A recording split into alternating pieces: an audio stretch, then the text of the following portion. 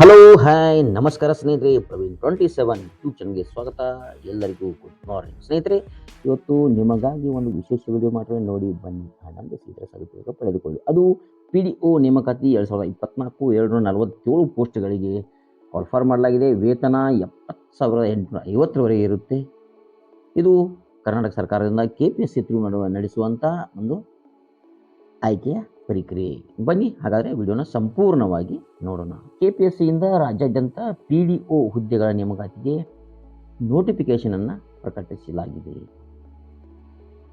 ಅಂದರೆ Karnataka PDO recruitment 2024 ಅಂತ ಹೇಳ್ಬೋದು. ಇನ್ನು ಹೈದರಾಬಾದ್ ಕರ್ನಾಟಕದ ವೃಂದ, ಅಂದರೆ ಏನು ಹೈದರಾಬಾದ್ ಭಾಗ ಬರುತ್ತೆ ಆ ಭಾಗ, ಆಗ ಉಳಿದ ಅಥವಾ ಉಳಿಕೆಯ ಮೂಲ ವೃಂದದಲ್ಲಿ ಅಗತ್ಯ ಇರುವ ಪಂಚಾಯತ್ ರಾಜ್ ಅಧಿಕಾರಿ ಹುದ್ದೆಗಳನ್ನ ಭರ್ತಿ ಮಾಡಲು ಇದೀಗ KPSCಯಿಂದ ಪ್ರಕಟಣೆ ಬಿಡುಗಡೆ ಮಾಡಲಾಗಿದೆ. ಆಸಕ್ತರು ಹುದ್ದೆಗಳ ಕ್ವಾಲಿಫಿಕೇಷನ್ ಏನು, ಮತ್ತು ಏಜ್ ಲಿಮಿಟ್ಸ್ ಏನು, ಸ್ಯಾಲ್ರಿ ಏನು ಇತ್ಯಾದಿಗಳ ಬಗ್ಗೆ ತಿಳಿದುಕೊಳ್ಳೋಣ. ಬನ್ನಿ ನೋಡೋಣ.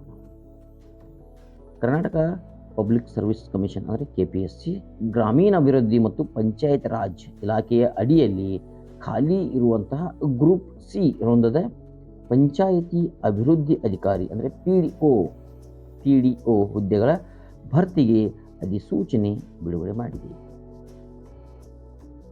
ಉಳಿಕೆ ಮೂಲ ವೃಂದ ಹಾಗೂ ಹೈದರಾಬಾದ್ ಕರ್ನಾಟಕ ವೃಂದಕ್ಕೆ ಪ್ರತ್ಯೇಕವಾದ ನೋಟಿಫಿಕೇಶನ್ ಕೂಡ ಬಿಡುಗಡೆ ಮಾಡಲಾಗಿದೆ. ಅಂದರೆ ಎರಡು ವೃಂದಗಳಿಗೆ ಪ್ರತ್ಯೇಕವಾದಂಥ 2 ನೋಟಿಫಿಕೇಶನ್ಗಳನ್ನ ಬಿಡುಗಡೆ ಮಾಡಿದೆ.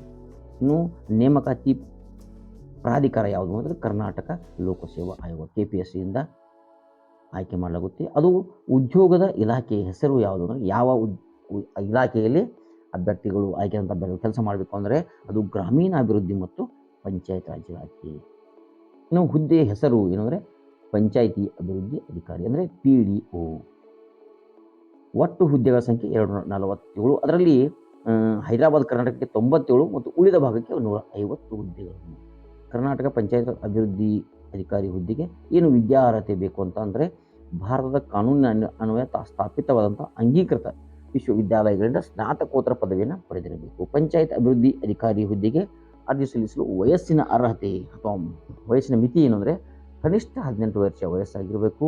ಇನ್ನು ಸಾಮಾನ್ಯ ಅರ್ಹತೆ ಅದು ಅಭ್ಯರ್ಥಿಗಳಿಗೆ ಗರಿಷ್ಠ 35 ವರ್ಷಗಳು ಆಗಿರಬೇಕು. ಇದು ಸಾಮಾನ್ಯವಾದಂಥ ಒಂದು ವಯಸ್ಸಿನ ಮಿತಿ. ಇನ್ನು ಹಿಂದುಳಿದ ವರ್ಗದ ಅಭ್ಯರ್ಥಿಗಳಿಗೆ ಗರಿಷ್ಠ 38 ಅಂದರೆ ಇಲ್ಲಿ 3 ವರ್ಷ ಸಲ್ಲಿಕೆ ಇದೆ. ಇನ್ನು SC ST ಪ್ರವರ್ಗ 1ರಲ್ಲಿ ಬರ್ತಕ್ಕಂಥ ಅಭ್ಯರ್ಥಿಗೆ 40 ವರ್ಷ,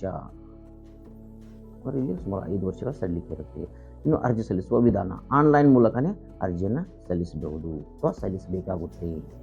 ಪಂಚಾಯತ್ ಅಭಿವೃದ್ಧಿ ಅಧಿಕಾರಿಯ ಅರ್ಜಿಗೆ ಏನು ಶುಲ್ಕವನ್ನು ಸರ್ಕಾರದಿಂದ ಆಕರಣೆ ಮಾಡಲಾಗುತ್ತೆ ಅಂತ ನೋಡೋದಾದರೆ ಸಾಮಾನ್ಯ ವರ್ಗದ ಅಭ್ಯರ್ಥಿಗಳಿಗೆ ರೂಪಾಯಿ 600 ಶುಲ್ಕವನ್ನು ಆಕರಣೆಯನ್ನು ಮಾಡ್ತಾರೆ ಸರ್ಕಾರ. ಇನ್ನು ಇತರೆ ಹಿಂದುಳಿದ ವರ್ಗದ ಎಲ್ಲ ವರ್ಗದ ಅಭ್ಯರ್ಥಿಗಳಿಗೆ ರೂಪಾಯಿ 300 ರೂಪಾಯಿಗಳನ್ನು ಆಕರಣೆ ಮಾಡುತ್ತೆ. ಇನ್ನು ಮಾಜಿ ಸೈನಿಕ ಅಭ್ಯರ್ಥಿಗಳಿಗೆ ರೂಪಾಯಿ 50 ಇದ್ದು, ಆದರೆ ಇನ್ನು ಪರಿಶಿಷ್ಟ ಜಾತಿ ಪರಿಶಿಷ್ಟ ಪಂಗಡ ಮತ್ತು ಪ್ರವರ್ಗ 1ರಲ್ಲಿ ಬರ್ತಕ್ಕಂಥ ಅಭ್ಯರ್ಥಿಗಳಿಗೆ ಯಾವುದೇ ಶುಲ್ಕ ಇರುವುದಿಲ್ಲ.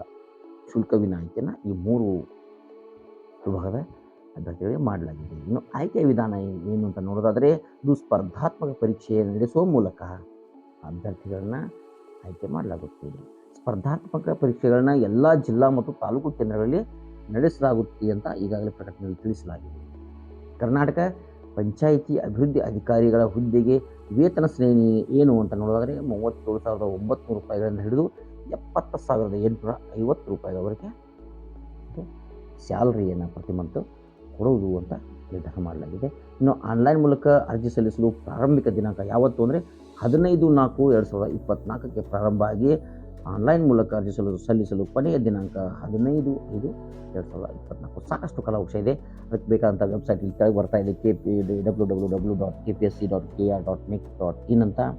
ಇದಿಷ್ಟು ಇವತ್ತಿನ ಒಂದು PDO ಅಭ್ಯರ್ಥಿಗಳ ಆಯ್ಕೆಗೆ ಸಂಬಂಧಿಸಿದಂಥ ಒಂದು ಚಿಕ್ಕ ವಿಡಿಯೋ, ಮಾಹಿತಿಯ ವಿಡಿಯೋ.